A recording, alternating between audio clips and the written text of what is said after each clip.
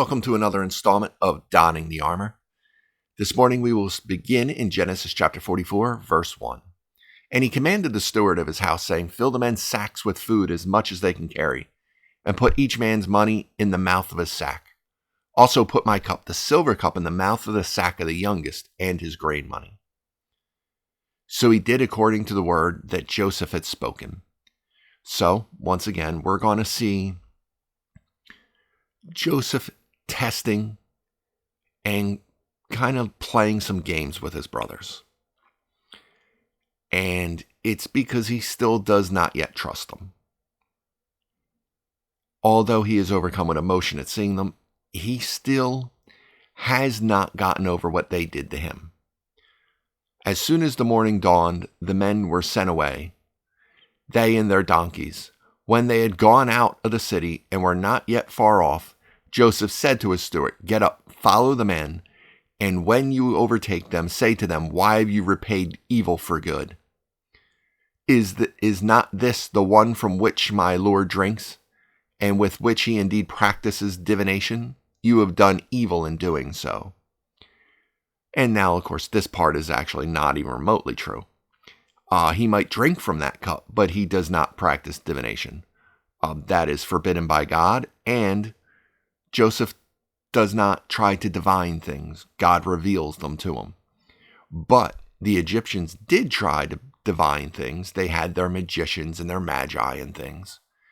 So the Hebrews would believe it when the steward says it to them. So he overtook them, and he spoke to them these same words. And they said to him, Why does my Lord say these words?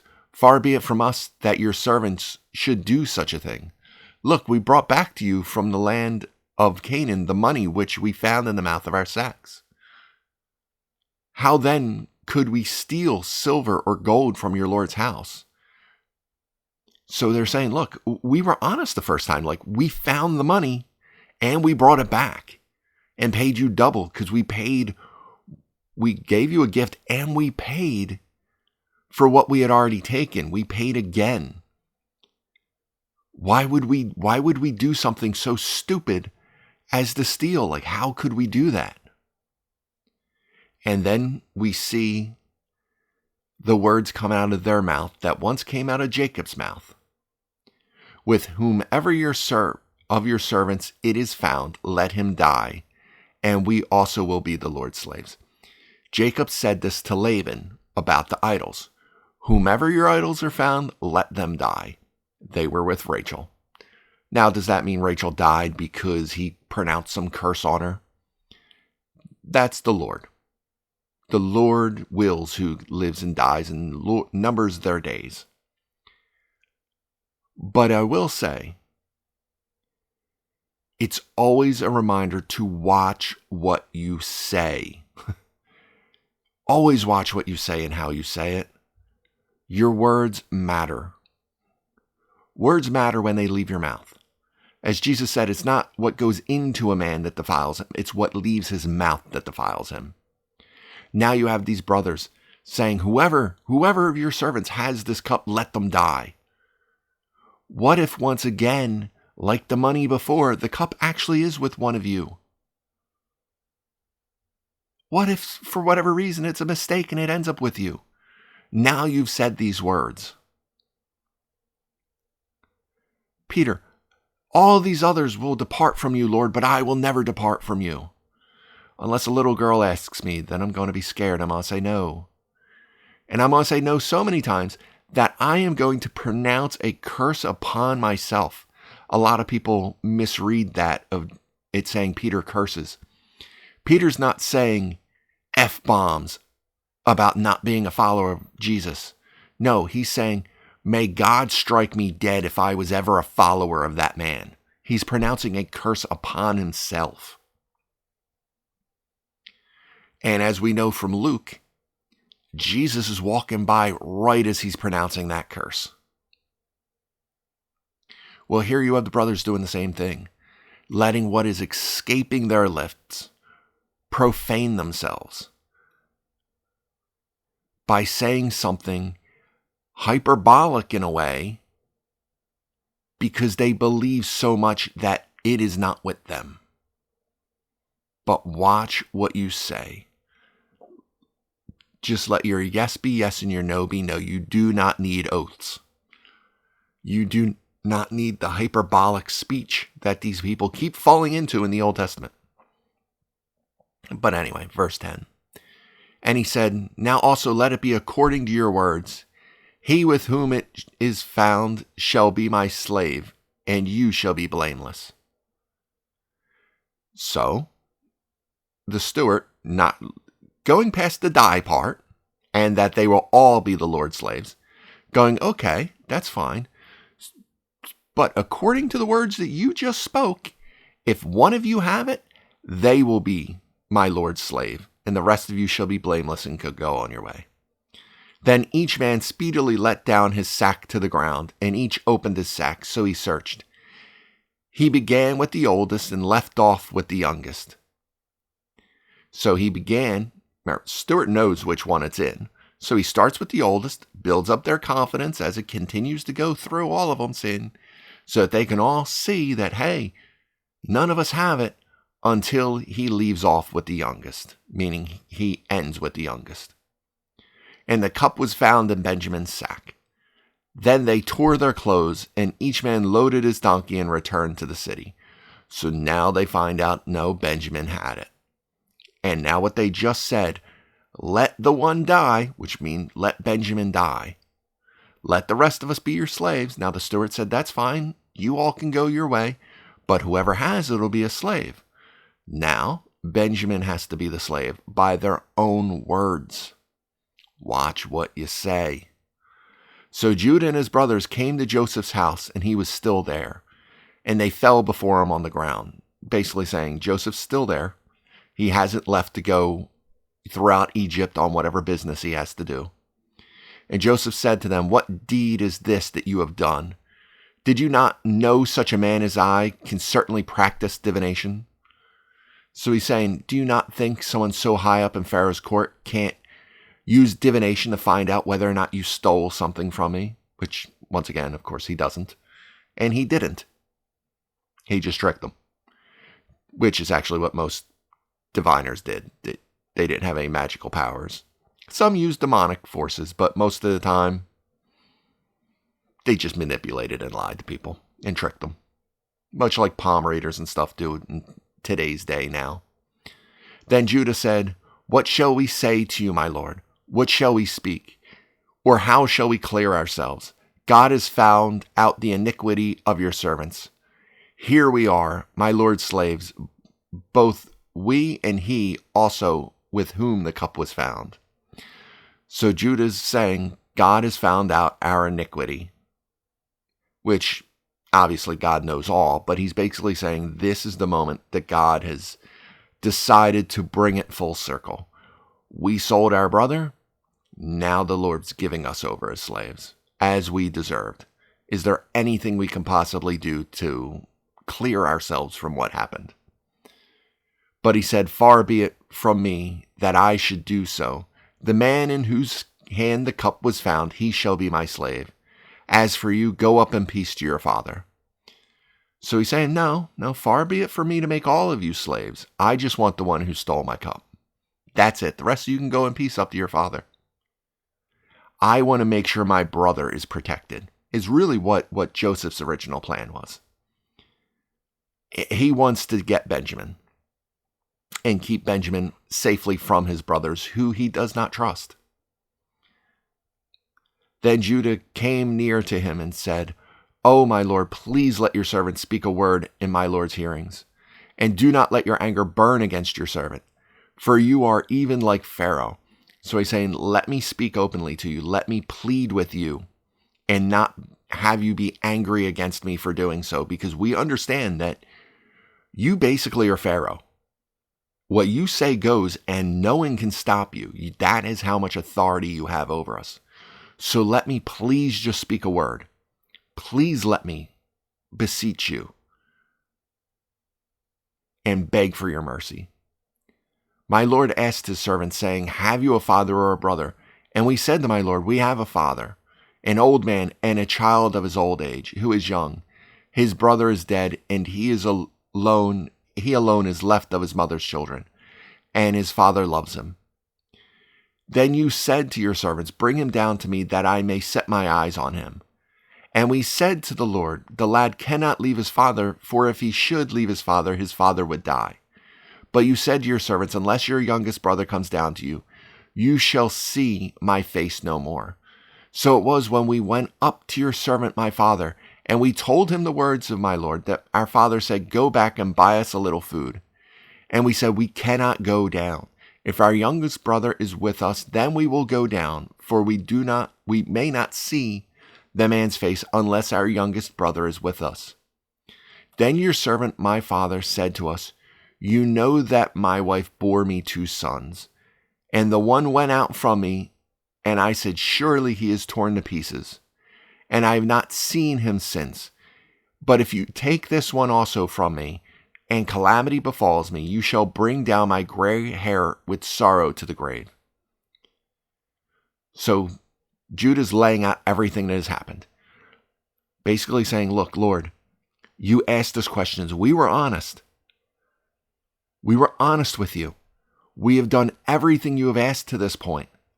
We went back. We pleaded with our father when he didn't want to let Benjamin come with us.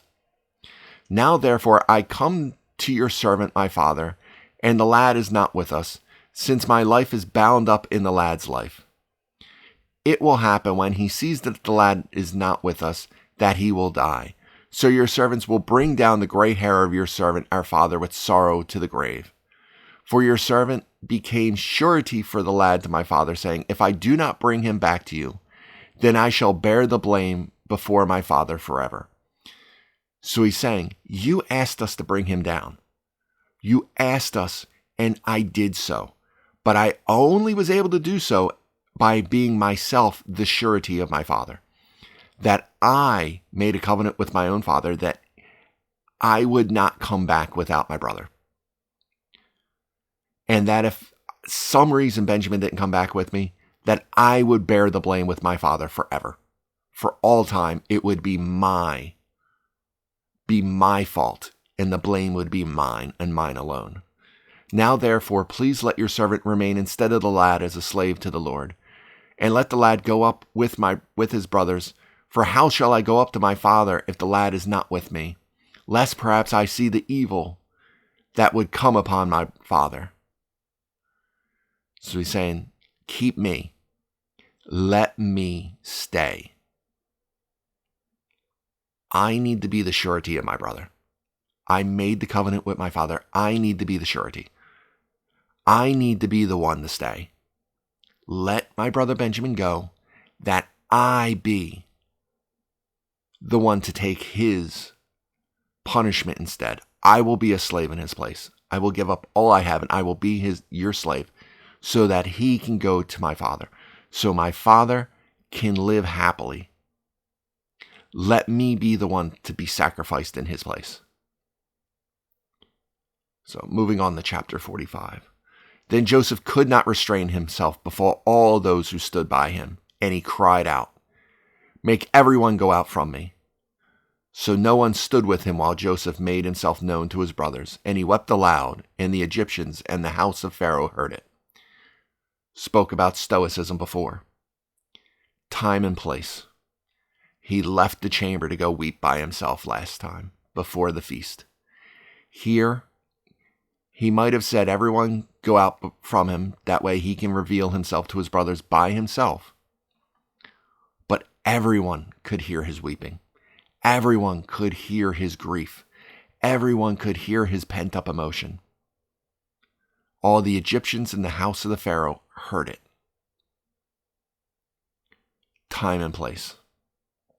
Then Joseph said to his brothers, I am Joseph. Does my father still live? But his brothers could not answer him, for they were dismayed in his presence. They were dismayed because they have no way to process this information right now. There's no way for them to process it. He's been dead for years to them. The man that they've been dealing with this whole time is now saying, I am your brother. and they have no way to process that information. And Joseph said to his brothers, "Please come near to me." So they came near. Then he said, "I am Joseph, your brother, whom you sold into Egypt. But now do not therefore be grieved or angry with yourselves because you sold me here. For God sent me before you to preserve life. For these 2 years the famine has been in the land, and there are still 5 years in which there will be neither plowing nor harvesting. And God sent me before you to preserve a prosperity for you in the earth, and to save your lives by a great deliverance. So now it was not you who sent me here, but God, and he has made me a father to Pharaoh, and a lord of all his house, and a ruler therefore all the land of Egypt." So he's saying, don't be grieved. Don't be angry with yourselves. Don't be dismayed. Because our Lord, who I have never taken my eyes from, sent me here to preserve life. See, back then, when you sold me into slavery, back then when I was sold to Potiphar, back then when I ended up in prison, I never understood the plan. Back then, during the 7 good years of harvest, as I'm getting married and having children and setting up the land of Egypt for this famine to survive it, I didn't understand. For all that time, all that journey, I didn't understand God's plan. But now as I stand here in this moment, now I can see with clarity what God had planned. I saw you, I was angered, I sent you back to bring me back Benjamin because I wanted him out of your presence. But I can see what the years have done to us, and I can see what God chose and what God had seen and had his foreknowledge upon us and his hand upon us this whole way to prosper us. Now I can see that. Hurry and go up to my father and say to him, 'Thus says your son Joseph, God has made me Lord of all Egypt. Come down to me, do not tarry. You shall dwell in the land of Goshen, and you shall be near to me, you and your children and your children's children, your flocks and your herds, and all that you have. Therefore I will provide for you, lest you and your household and all that you have come to poverty, for there are still 5 years of famine.' So he says, no, look, my brothers, go back home, gather up your kids, gather up our father, and bring him here. Tell him that Joseph sent you. And behold, your eyes and the eyes of my brother Benjamin see that it is my mouth that speaks to you. So you shall tell my father of all the glory in Egypt, and of all that you have seen, and you shall hurry and bring my father down here." So he's saying, look at me. Look at my mouth. Look at the mouth that speaks to you. Look past the hair. Look past the makeup. Look past the Egyptian garb. Look and see the lips and words of your brother whom you used to speak to. I might look different now, but look at me and hear me for who I am. Then he fell on his brother Benjamin's neck and wept, and Benjamin wept on his neck. Moreover, he kissed all his brothers and wept over them all. And after that, his brothers talked with him. Now the report of it was heard in Pharaoh's house, saying, "Joseph's brothers have come." So it pleased Pharaoh and his servants well. And Pharaoh said to Joseph, "Say to your brothers, do this, load your animals and depart. Go to the land of Canaan, bring your father and your households and come to me. I will give you the best of the land of Egypt, and you will eat the fat of the land. Now you are commanded, do this. Take carts out of the land of Egypt for your little ones and your wives, and bring your father and come.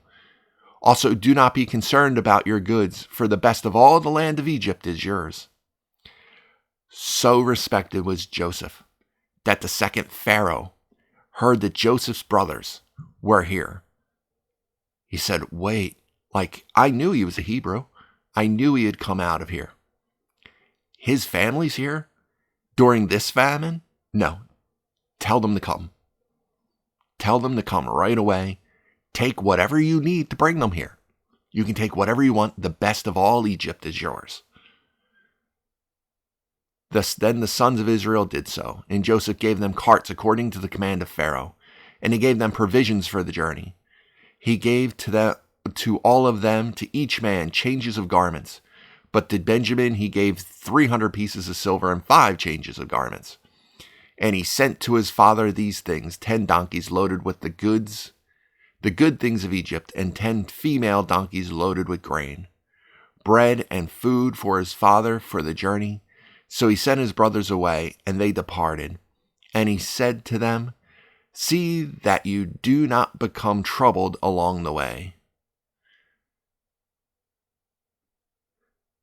So they're going to do it. They're going back home. They're taking carts. They're taking donkeys. They're taking teams, probably servants as well, to go bring all that they have back to Egypt, back to a land of salvation, coming out of the land of promise, as God had told Abraham all that time before, that his people would leave the promised land, go into a land where they would be a stranger, and would dwell there for 400 years. But all of this done, all because they were honest, all because they were truthful, all because the years had changed them all and changed their hearts. And, time and age had showed them the wisdom of their ways. Don't tarry. Don't become troubled along the way. Come right back. Then they went up out of Egypt and came to the land of Canaan to Jacob their father. And they told him, saying, Joseph is still alive, and he is governor over all the land of Egypt. And Jacob's heart stood still, because he did not believe them. But when they told him all the words which Joseph had said to them, and when he saw the carts which Joseph had sent to carry him, the spirit of Jacob their father revived.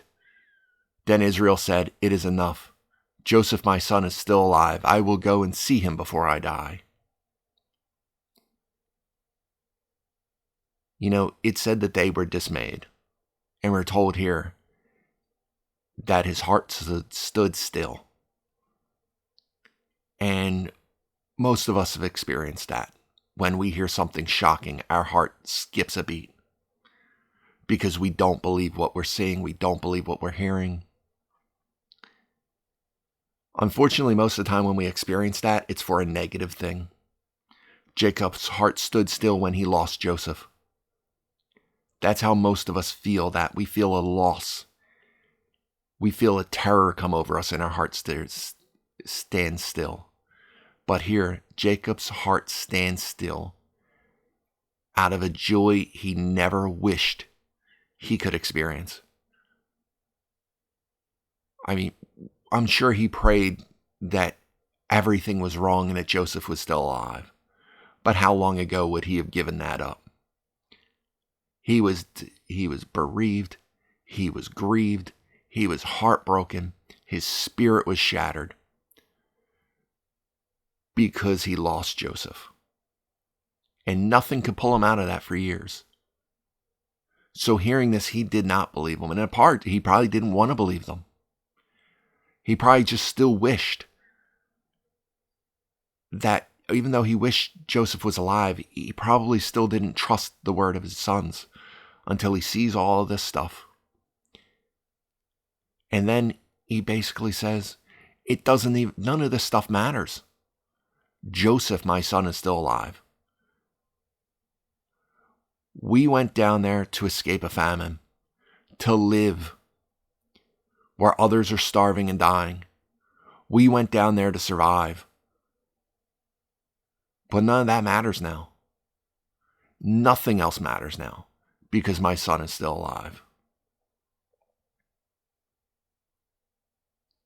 It's not analogous, but you have the prodigal son. the father waiting at the path. The son, for all they know, is dead. And he comes back, doesn't care that his son said he was dead to him. He doesn't care that his son philandered all of his money away and threw it all away.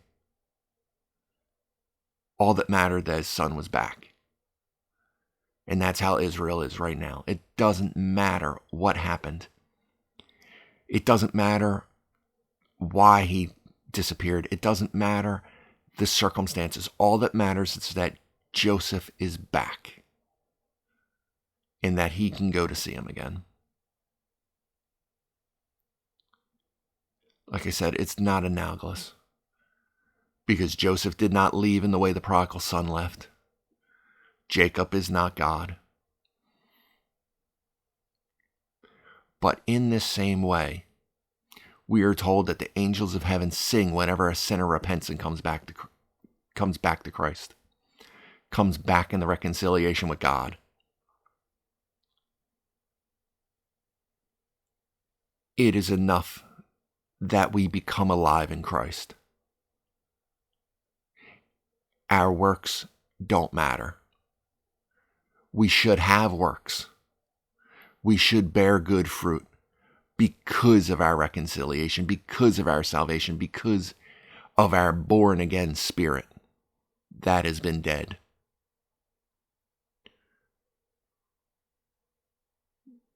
But when we stand in judgment before the Father, when this life here on earth ends, it will be enough simply that we are alive and reconciled to him through Christ. We'll be rewarded for the rest, but that won't be the thing that matters.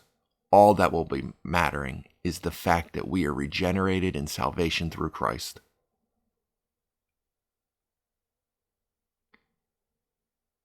We need the reconciliation of Christ.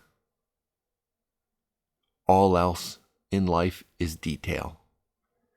And that's what Israel's saying about Joseph right here. All this other stuff that was sent, everything else that's going on in the world, nothing but details, because my son's still alive. All right, that'll do it for this installment of Donning the Armor. I hope this was fruitful for you. I pray that you will be with us again next time. But until then, be blessed.